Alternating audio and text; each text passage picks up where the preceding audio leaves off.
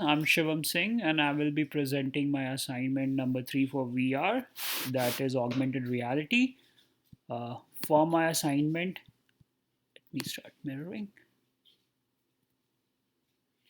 For my assignment, I am using an old OnePlus 3 phone, therefore, I do not have ground detection, and hence I'm using the image target.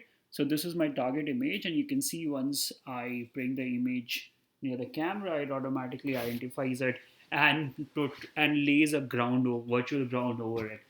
Now, in my assignment, you can see I have in the main menu, I have two buttons. The first button is the build mode, and the second button is the play mode.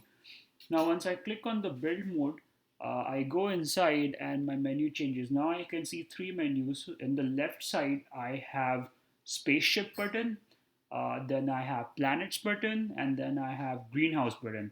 And somewhere near the right side, we have a go back to home button. If I click it, I go back to the main menu. Uh, anyway, let's come down here and let's first start by placing greenhouses. For this, I'll click on the greenhouse button. You can see once I click on the greenhouse button, the greenhouse automatically appears in the screen. If I click on this button again, another greenhouse comes, and if I click on the third time, they both disappear. So this gives me full control over how many greenhouses I want in my scene. Let's say I want two greenhouses. Now, once I have placed the greenhouse, I can click on any one of the greenhouses and I will see the menus related to the greenhouse. For example, let us click on the first greenhouse, the green greenhouse. Once I've clicked on it, so you can see this greenhouse is called GH1 and I have controls at the top. In the top, I have four controls, which are the four joysticks to move it in different directions. You can see I can move it in different directions. And similarly, at the bottom, I have a rotate button.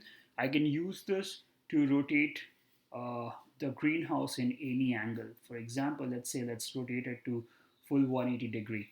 I've done. Oh, it's not perfect. Let's rotate it. I think this is fine. Similarly, greenhouse 2, once I click on it, I just have to point my finger on it and it automatically selects greenhouse 2. There also I have option to move it or to rotate it. Let's see, let me rotate this greenhouse 2 and this is the final position for the two greenhouse. Now I want to go back. To go back, I'll click on the home icon at the top right and I'm back to the build mode. Now in here, let's say I want to place in the planets. So I click on the planet button and suddenly all the planets appear together. So as you can see, that there is a center sun and there are planets that are rotating around the sun. I can click on any one of the planet and it'll give me controls related to the planet. For example, let's say this is planet 5. First thing I want to do is I want to stop its motion. You can see once I clicked on a toggle motion button, this planet is now not moving. So now it's easier for me to control it. Let's say I want to place it somewhere in different axes. I also can put it up and down. That is across the Unity's y-axis. Once I've done all that, and I also have the option to rotate it. Let us zoom closer to the planet so we can see it rotating. So the planet is right now rotating, but because the planet is so small, it's very difficult to see the actual rotation. But nonetheless, we have those options. Once we are done, we'll click on the done. Let me put this planet back in the motion.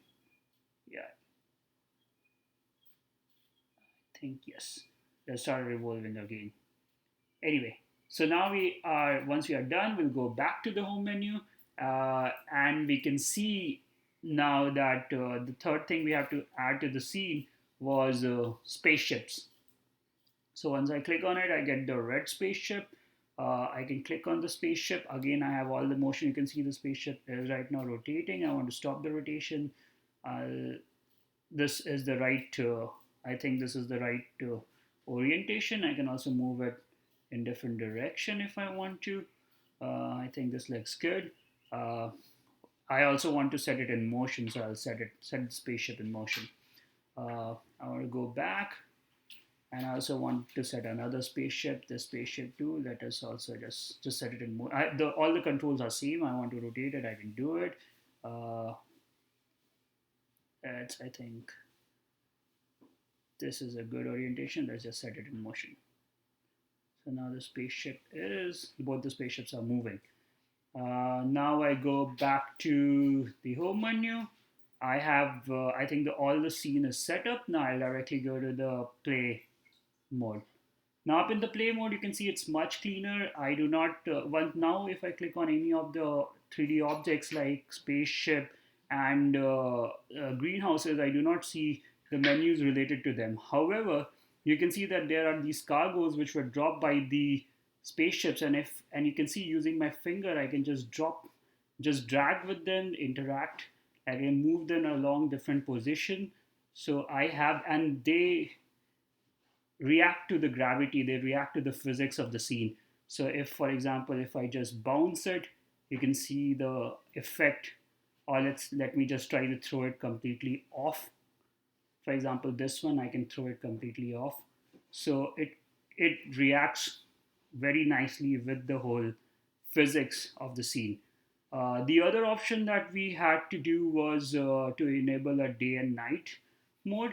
And you can see at the bottom of the screen, I have a button that enables that. So for example, if I click on this toggle button, it suddenly turns into a night mode.